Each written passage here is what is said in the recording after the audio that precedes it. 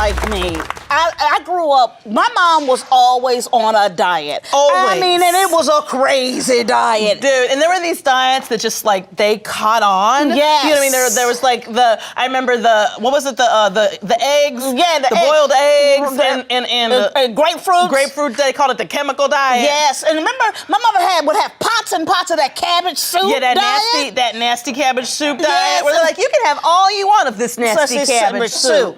Yes. And you would lose, all of a sudden you'd lose like 4 pounds on, and then that would be it. Yes. And then you'd go out and gain it back in one meal. My mother would be crazy too. She would be mad. Because she and my father would do it together, and my father would lose like cheat. 30 pounds and cheat. And my mother would be just like starving. Ooh, it makes me mad. Well, I think that's where it started. Yeah. You know what I mean? This whole idea of, because we were kids, and so we're watching and kind of following suit. Mm-hmm. So, did you know that approximately 80% of kids have been on a diet by the time they are 10 years old? That's insane. That is actually really surprising to me. Because when we were kids, we weren't encouraged to diet, but I saw a lot of dieting around me. It was very interesting too, because I remember that juxtaposition of my grandparents in the Clean Platter Club, and the whole, like, they would put this plate of food in front of you that was just ridiculous. Yeah. But you had to eat all of it, because if you didn't, all the children in Africa would starve. That's right. That's right. And my husband is still the same way.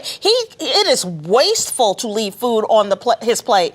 And he lets my daughter, kind of get away with like leaving a little bit of food.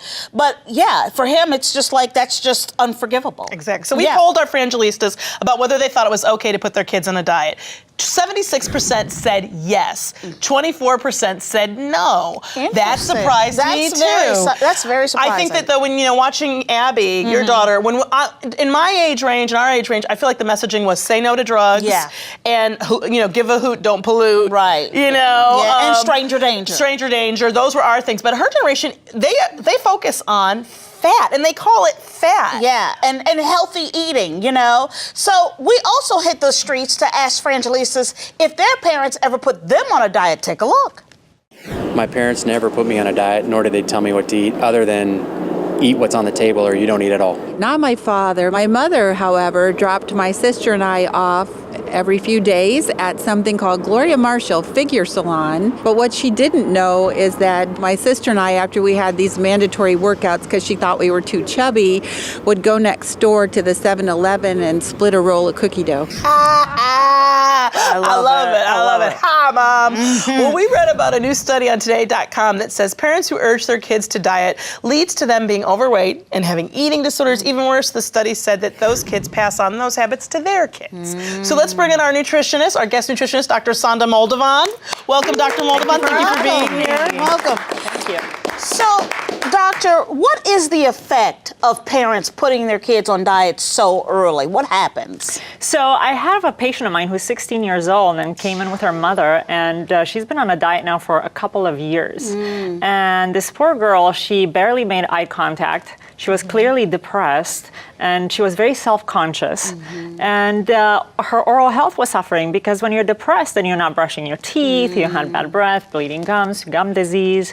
So we had to work with her to really help her understand that it's not about how she looks, it's really about getting her healthy. Yes, That's the important message. And it's different. Being on a diet and eating healthfully are two different things, right? Yes, definitely. Diet usually means that you're restricting calories.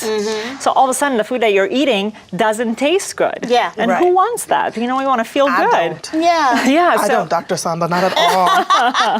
What do you tell parents who, put the negativity into their child? Like, I remember I had a friend who told me her mom and dad both were like, you don't want to be fat in high school. Nobody will ask you out. And it's like, what are we doing? Yeah, that's a big problem right there, because you don't want to make them feel guilty. Some of them may even have hormonal problems that they don't know about. So I think if we start early enough to start teaching them to eat fruits and vegetables, reduce the amount of sugar. Sometimes parents buy a lot of soda and things with so much sugar. How about maybe we should look at the sugar content? Yeah. And buy things with 10 grams or less of sugar. Right. Or family habits. I'll say that I remember I went over to a friend's house for dinner, and they had this tradition of they went for a walk after dinner. And I was like, okay, at my house we lay down on the couch and fall asleep and eat more. Yeah. You know, but like they're like, no, it's time for our after dinner walk, and I was like, you are aliens. Yeah. Like just like modeling that behavior, Yes, so yes. that because I feel like for me as an adult now, I realize I tie TV watching to eating because that's what we did growing up. Yes. And trying to or to celebrations. Yes. Yes. Yes. Yes, definitely. And I think it's a great idea to have a family activity to do together to get people moving and the kids moving. Yes, yes. But also, we eat too many carbs. Like I know myself when I watch TV, I like to eat carbohydrates.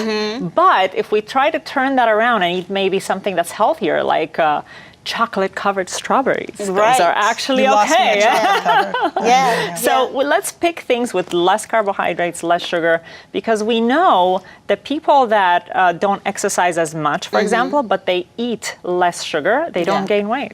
But also, here's the other thing too. As parents, if you notice that your child is overweight, then your kid actually doesn't have access to grocery shopping or money. They usually don't have a job, and that means that somebody somehow, some way is getting those foods and items to the You mean child. they're not getting black market sugar goods? No. what And you're saying? that's a responsibility that I believe parents have to. Like my Yes. kid eats really healthy. More than all of us. Than all of us. But that's because we've always made sure she had healthy food. And I think that was the messaging great. for Yeah. her generation. Yeah. Absolutely. Yeah, no, we have to have kids start the habits really early because once the weight has set in and people are obese, then what happens is hormones start changing and it's hard for them at that point to go on a diet. so to Yeah. Yeah, and I speak. think having healthier images of being healthy versus, because it's okay to want to feel good and look good, but I feel like this push towards like thin just automatically